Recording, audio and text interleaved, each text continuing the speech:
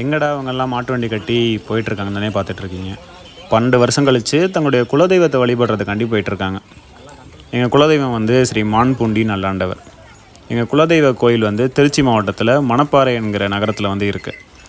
தென் தமிழகத்தில் இருக்கக்கூடிய மக்கள் மணப்பாறை என்கிற ஊரை வந்து பெரும்பாலும் கேள்விப்பட்டிருப்பீங்கன்னு நினைக்கிறேன். இந்த ஊர் வந்து முறுக்குக்கு ரொம்பவே பிரபலமானது. அது மட்டும் இல்லாமல் இங்கே ஒரு மிகப்பெரிய மாட்டுச்சந்தை கூட நடக்கும். வெள்ளிப்பட்டி, அம்மாப்பட்டி இந்த 2 கிராமங்களும் மதுரை மாவட்டத்தை சேர்ந்தது. வேங்கைப்பட்டி மட்டும் சிவகங்கை மாவட்டத்தை சேர்ந்தது. இந்த 3 ஊரில் இருக்கக்கூடிய பங்காளிங்க எல்லாம் சேர்ந்து போகிறது தான் வழக்கம். இங்கே இருந்து மணப்பாறை ஒரு 58 கிலோமீட்டர் வரும். மொத்தமாக இது வந்து 5 நாள் பயணங்க. கிராமங்களில் பிறந்து வளர்ந்ததுனால எந்த ஒரு நல்ல விஷயத்தை ஆரம்பித்தாலும் மக்கள் வந்து கிராம தெய்வங்களை வழிபட்டுட்டு தான் ஆரம்பிப்பாங்க. இது எங்கள் ஊரில் இருக்கக்கூடிய பிள்ளையார் கோயில், ஆண்டி கோயில், காக்கரை கருப்பு கோயில், கன்னிமார்கள். இது நாங்கள் வாங்கியிருக்கிற கிடாக்குட்டி. இது நம்ம மாட்டு வண்டியோட மாடுகள்.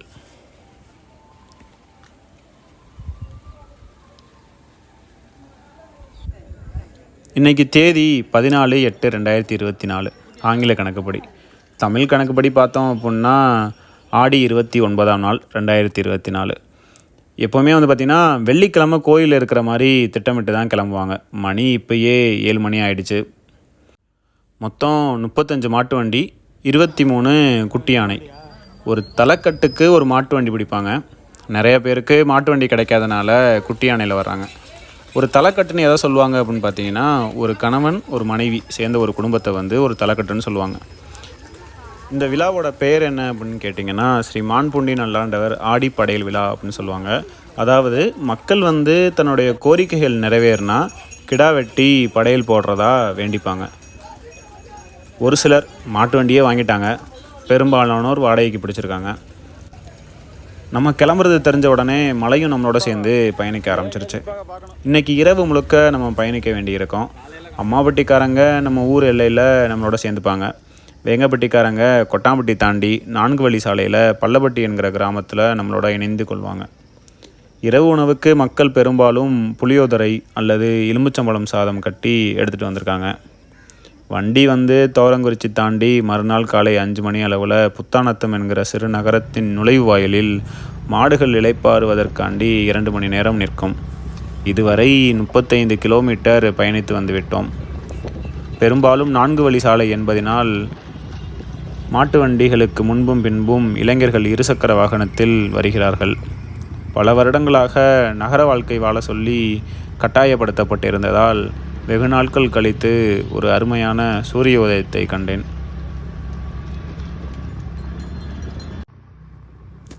மாட்டு வண்டிகள் இப்படி அணிவகுத்து போவதை பார்க்கையில் நான் எங்கள் முன்னோர்களோடு சேர்ந்து பயணிப்பது போல ஒரு மனக்கிளர்ச்சிக்கு உள்ளாக்கப்பட்டேன்.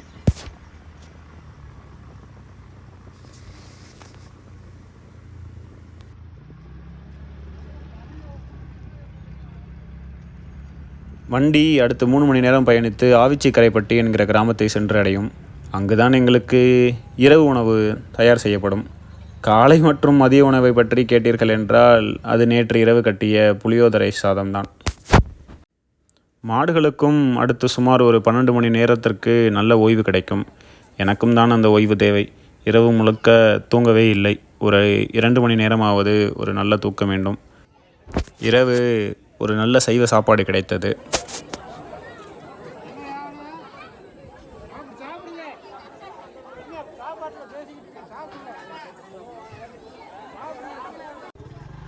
இங்கிருந்து கோயில் வெறும் 8 கிலோமீட்டர் தூரம்தான். 10:30க்கு கிளம்புகிறோம். எப்படியும் ஒரு 12:30 மணி அளவில் கோயிலை அடைந்து விடுவோம். இது மணப்பாறை மீன்பாலத்திலிருந்து மாடுகள் இறங்கி கோயிலை நோக்கி சென்று கொண்டிருக்கிறது.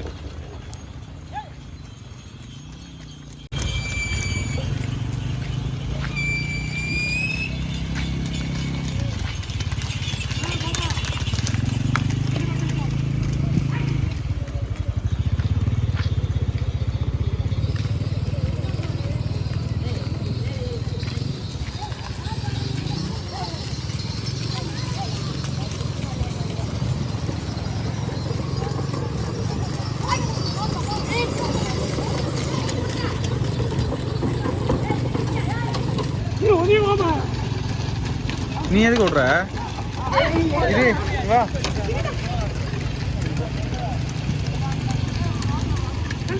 என்ன பெரியமா?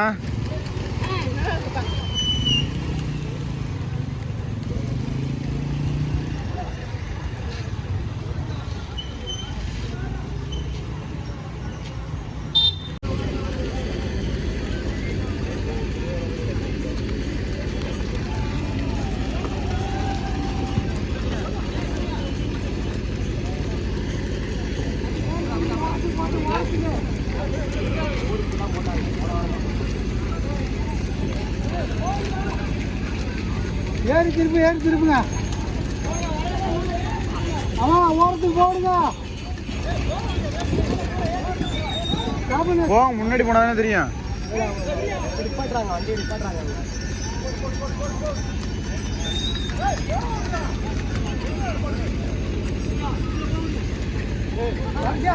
போட்டு